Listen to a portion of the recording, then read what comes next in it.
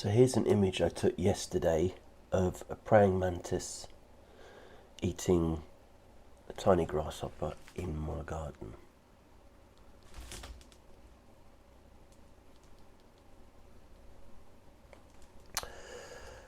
So the reason I was taking a picture in my garden is 5 days ago I got diagnosed with COVID. My wife is okay, but my kids were diagnosed 2 days before me, so basically we've been inside for 8 days. I'm going absolutely mad. The biggest stress is trying to keep my wife safe, so trying to remind my kids to... Anyway, yeah, so I want to take some pictures because I'm going to go mad, so I need to go outside. So I popped out and took that picture I've just shown you, and I want to see if I can get some more pictures, basically macro, because the garden is only small. So yeah, that's what we're going to try and do, see if I can get some macro shots in the small garden that we have, because otherwise I am going to jump out of a window.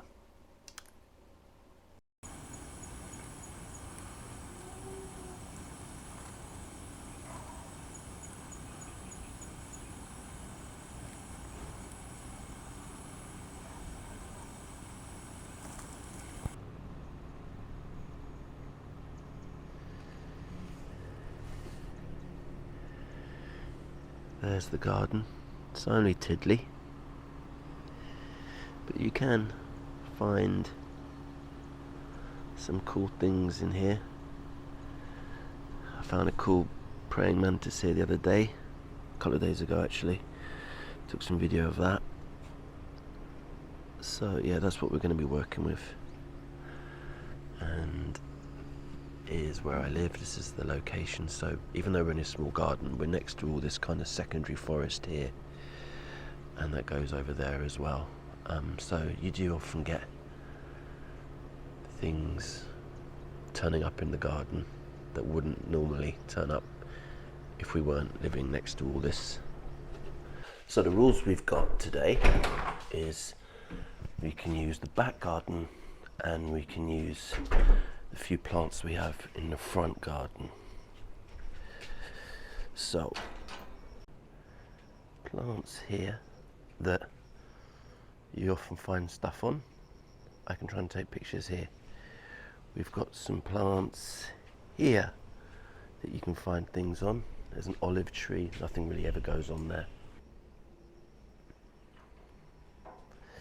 You can find some things on. And then we've got the last plant here. You can find some things on. Right, I'm going to walk around to the back, give you a closer look at the back, what we're working with. Right, this is the East China Sea. So I live on a small island called Okinawa, which is a Japanese island, which is between the Pacific Ocean on the west side and the East China Sea on the east side. We're about 3 hours flight south of Tokyo, where it's a tropical island, so this time of year it's seriously hot and humid. Anyway, here's a closer look of what we're working with here. So we've got these flowers here, this tree plant thingy here, some more flowers there, and some vegetables here. This area of grass, it's probably about 7 meters by 6 meters. It's not much, but you'd be surprised what does turn up here. So that's what we're working with. At the moment, there's this few very tiny butterflies flying around. Whether you can pick those up over here. But apart from that, I can't see a lot else at the moment. Right, just a few quick things on gear. I'm using OM1 camera with the 60mm 2.8 macro lens. One thing I will say when you're photographing in the tropics, this is a mistake that I often make, and I've done it now, so I won't be taking pictures right now. But basically, my house is totally air-conned. People usually, when they're going to a location in the tropics, will be in their car, which is totally air-conned, and this is being acclimatized to a very cold environment. I've now just stepped out into the heat and my lens is completely frosted up. I don't know if you can see that, but the lens is just completely frosted, and it will stay like that for 20 minutes. No, it doesn't matter how many times I wipe it, it just will. And that is one of the things of taking photos in a humid, hot climate. You have to prepare. So if you're in your car and you're driving somewhere to take pictures, switch off the aircon 30 minutes before you get there. Wind down the windows so the camera gets acclimatized to the temperature outside, because otherwise, it's like if you wear glasses and you go from a really cold place outside where it's really hot, you'll get exactly the same. But the camera lenses take ages to, so I did it a couple of weeks ago. I got out the car, drove 2 hours to get to the location, the whole way there, freezing cold, aircon, wasn't thinking, saw the subject, got out the car, great, there it is, this rare bird, blah, blah, blah. Couldn't take photos, it'd gone, because it was totally misted up. Anyway, that's just that. And then a couple of other things. I've got a spray bottle, which just sprays water, and you know, usually I just get the shots and everything, but if the subject is staying there, doesn't seem bothered, you can spray a few water drops on it and maybe might make a different type of picture. Look, it's seriously hot. You're not upsetting them. I'm not touching them. Spray them. If you spray them, then maybe a grasshopper might just jump somewhere else. Just don't spray it. But usually they're not bothered. You can spray a few things and you can just take pictures, and it might make it a more interesting or different type of shot. The last thing I've got is this. I'm not using flash because it's bright sunshine. You can use flash to combat the bright sunshine, to sort of add in fill flash, but I've actually just got this big reflector and I can hold that over the subject to block out the sunlight. Because this is such a small setup and the IS is so good, you can hold this over and you can actually hold this in one hand, and I've got really shaky hands, but you don't need to hold it with two hands because it's so light and small and the IS is so good. So these are a couple of things that I may or may not use. Right, so let's watch a master at work. As you saw there, I was just wiping the lens on my shorts. All top photographers do that to make sure they get the sharpest shots possible. So here, this is just a time lapse of me pottering around the garden, seeing what I can find, taking shots of mainly butterflies and small grasshoppers. Here I'm using the reflector to cover the sun. I think I'm taking a picture of a tiny grasshopper at this point. It was super hot, so this is me at different times, so each time I got different clothes on because they basically became sponges after about 20 minutes. So at this point I'm looking at a tiny butterfly that's on that flower there, and I think one of those shots you'll see later is one of those shots that I took there. And then there's a shot later of a tiny grasshopper on a leaf. That leaf had blown in from a palm tree from our neighbour, and I'm just trying to get as low as possible to get eye contact level with the grasshopper, which I'm taking here.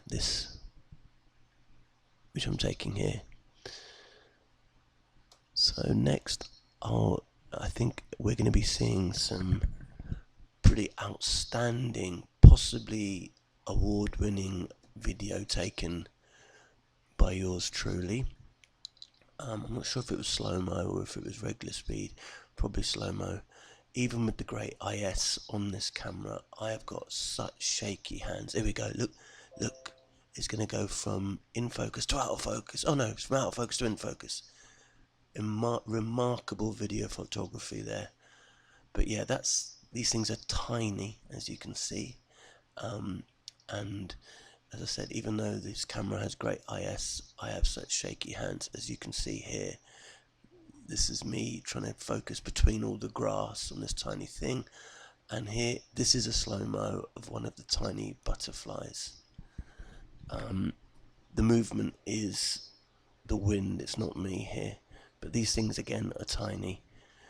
So these were the kind of subjects that I was trying to photograph in the sort of period of a day and a half that I tried to make this video. as I'm a newbie, I've made so many mistakes, so everything takes me 10 times longer than it needs to, because I'll film a video or do a time lapse and then I'll record 5 more videos and it's still in time lapse. So when I play it back, all that footage is gone because I'm talking to the camera, but it's a time lapse, so it doesn't work. But anyway, this is a weevil climbing up a piece of grass. This is riveting. But yeah, I think in a minute we're going to get into some photos.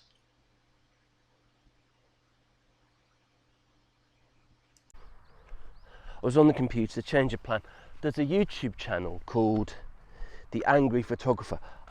I should rename mine the Disorganized, haven't got a clue photographer, because I just now I lost the wide angle lens for this thing. I just spent 10 minutes looking for it while I got it. Anyway, as I said, I'm still not allowed to go back to work for another week, but I've come somewhere where I know there's no one here. I've often been here before. I feel fine. I'm not putting anyone at risk. It's just doing my head and staying in the house. I uploaded the photos onto DaVinci Resolve and I did a voiceover about 3 times. Every time it didn't save. I don't know what I'm doing. It's driving me absolute nuts. So it's just easier if I do it here. I know that it's recording video, maybe. It's just easier I tell you about the photos and I'll put them up on the screen, because it's just a nightmare. I'm just so... Please don't let my crap video skills and my crap vlogging skills, you know, put you off from watching, because I can take photos. And hopefully when you see them, you'll realise that. So just watch for that, and hopefully I can share some of the techniques that I use to get those photos. So, yeah, just keeping eyes out for snakes, as it's about the time they come out. I've got flip-flops on. But it is a beautiful night, hot as a... But it's a beautiful evening. So, I've actually made a list, so I don't forget, of the photos I'm going to put on screen. The problem is, of course, I can't now read my own handwriting, but anyway, we'll try. This is where you want to come to do macro stuff. There's loads more. You can see dragonflies and all sorts everywhere. So the first photo we're going to see is a little green grasshopper that was resting on a leaf that had blown down from the palm tree from the neighbours. And I was trying to get low, you saw in that video. Anyway, that was f5, ISO 500 and 320th of a second. It's quite a nice shot, nothing special, but you know, the greens of the leaf were quite soft in contrast to the slightly more vibrant greens of the grasshopper. The next one was a butterfly, and I did this portrait mode. I always like to get a clean background in my shots. People think you can't do that with Micro Four Thirds. You can.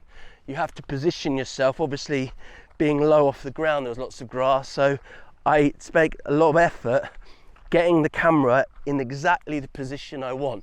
I think as much about backgrounds as I do about subjects. If I see a subject I like, but the background isn't I like, I usually won't take the picture.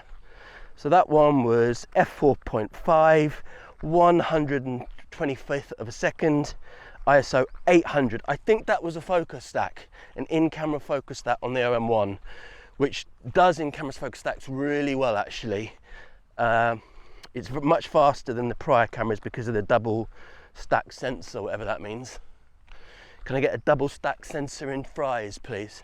Anyway, I digress.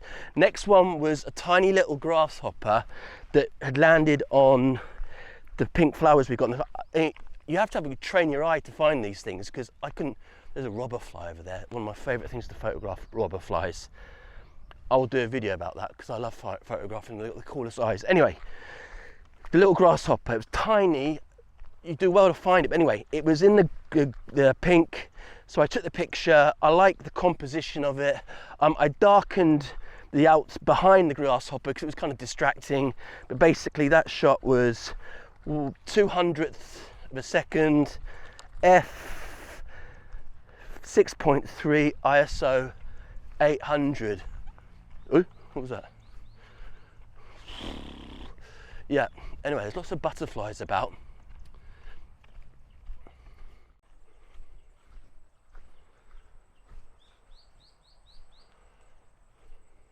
Right, so the next shot, before I get eaten, the next shot was quite unusual. It was one of those tiny butterflies on a vertical piece of grass that had landed, but the butterfly itself was vertical. I liked it. Again, try to get a clear background. That was f6.3, 140th of a second, maybe 180th, I don't know. ISO 800. This place is pretty cool. A lot of palm trees. Look over there.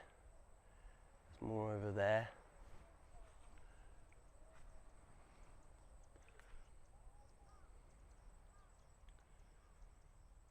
Yeah, I'll tell you what, let's go and look up here.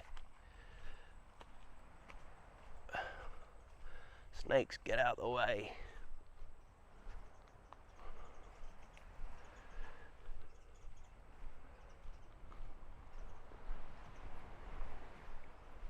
Oh, it's high tide. It's right up.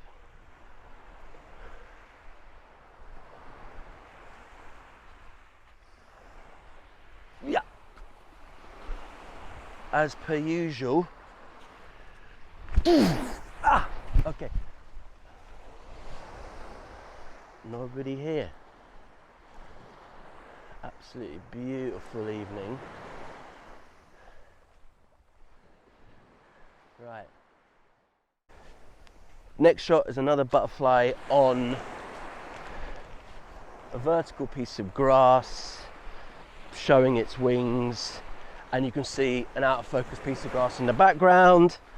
That was f6.3, 140th. That might have been what I've just read. I don't know what that was. And the last image you can see was a weevil.